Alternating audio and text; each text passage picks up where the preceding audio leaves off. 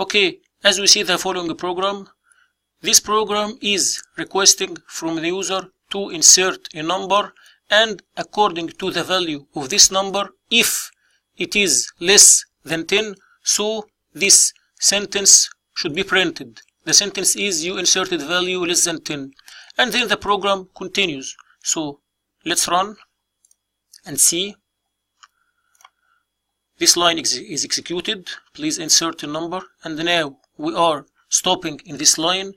The program is waiting for you to insert a number in this variable num. Okay, let's try to insert 7, for example. Click enter. As we see, the program continues. The inserted number is concatenating the number, so the inserted number is 7. After that, this line is printed. That's because when this expression is evaluated, it returns true, so the statements inside this if is executed. Okay, let's run the program again, and let's make this expression is evaluated by false. Let's run. What shall we insert to make num not less than 10? For sure by inserting 10 or more. Let's insert 12. Click enter. Notice the difference between this trial and the previous trial.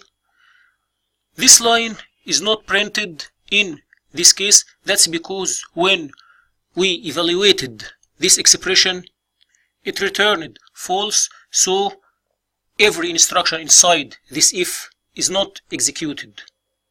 Okay, let's see another example. In this example, we will say int x and we will assign it by 5.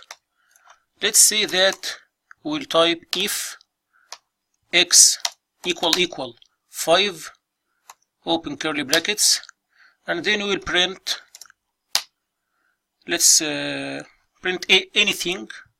Let's print 1, 2,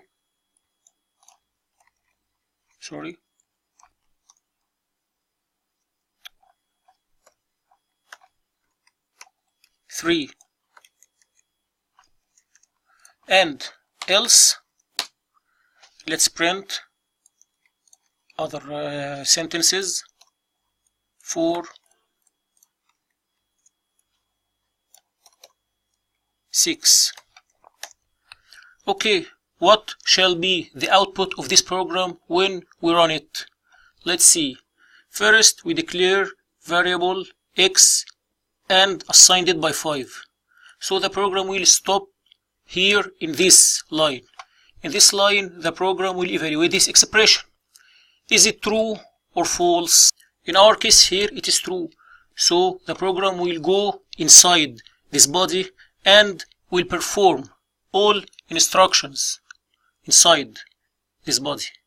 And then, what about else? For sure statements inside it will not be executed. So 4 and 6 will not be printed if we run this program. Let's run and see. As we see, it when assigned x equals 5, which is true, so it printed this line, then this line, then this line.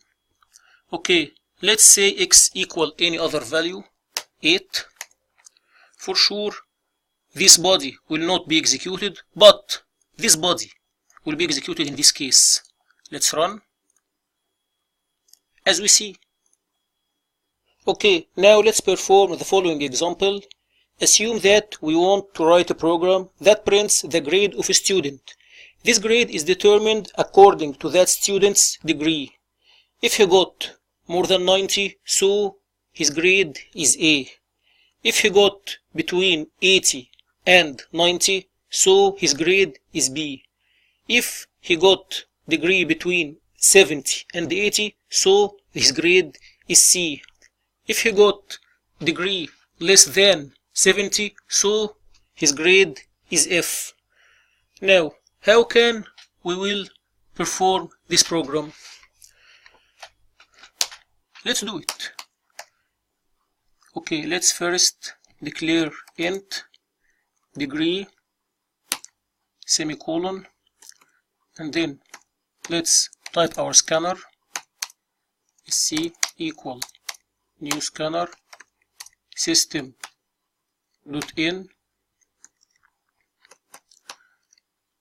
and then let's type if degree greater than 90, so it will print A. Oh, it's not compiling. Yes, that's because we haven't initialized variable int degree. So let's say degree equal sc.nextInt semicolon. Okay, it compiled successfully, and then we may write if degree is greater than 80 and degree less than or equal 90, so it printed B. We may type another if degree is greater than 70 and degree is less than or equal 80, so that we print C. If less than or equal 70, then we will print F. Less than or equal 70.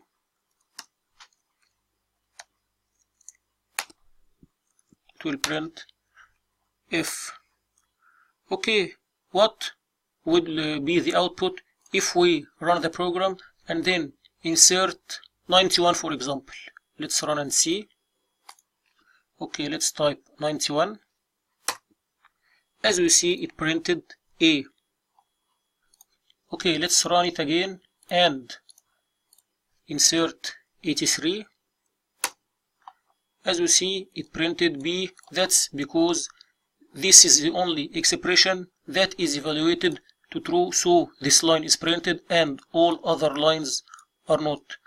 The same thing when we run and say 75, this line is printed and the others are not. The same thing when we type 55, as we see the grade is F. Okay, let's rewrite the same program by another way.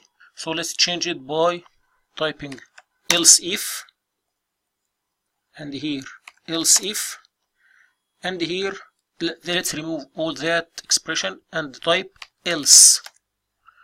Okay, so the program will evaluate if the degree is more than 9, so this line will be printed and all the other lines will not be printed.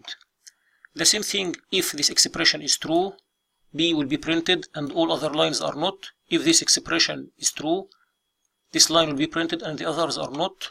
If all of those are not true, so this line will be printed. Let's run and see. 55 printed F. Run again. 80 printed C.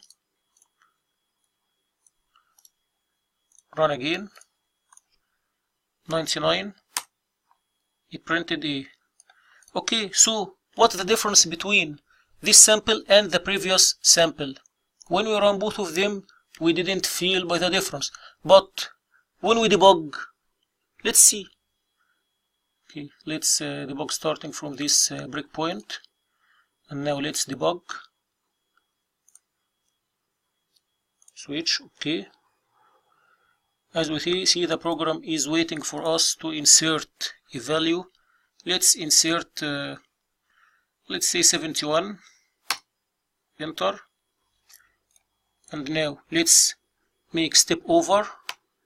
This expression now is evaluated.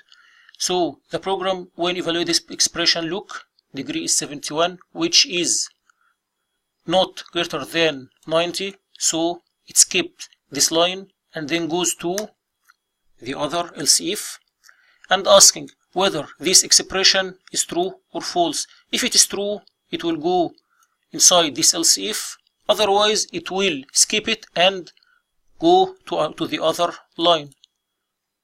Let's click F6 again. Look, as we see, it's true, and then it printed that. After another F6, it went out from all of those conditions. Okay, let's remove this else if, and let's return this again by if degree is less than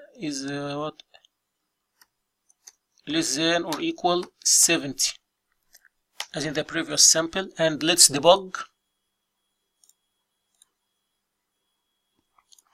Let's type again 71.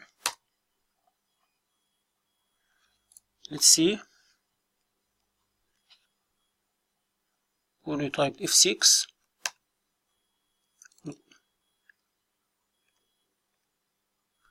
had you noticed the difference? After executing the statements inside this condition and after executing them, it also evaluates again when see another if conditions. But in the previous case, else if, else, so the program treats all of those conditions as a one unit. So if just meets one of those expressions, so it doesn't evaluate any of the remaining expressions.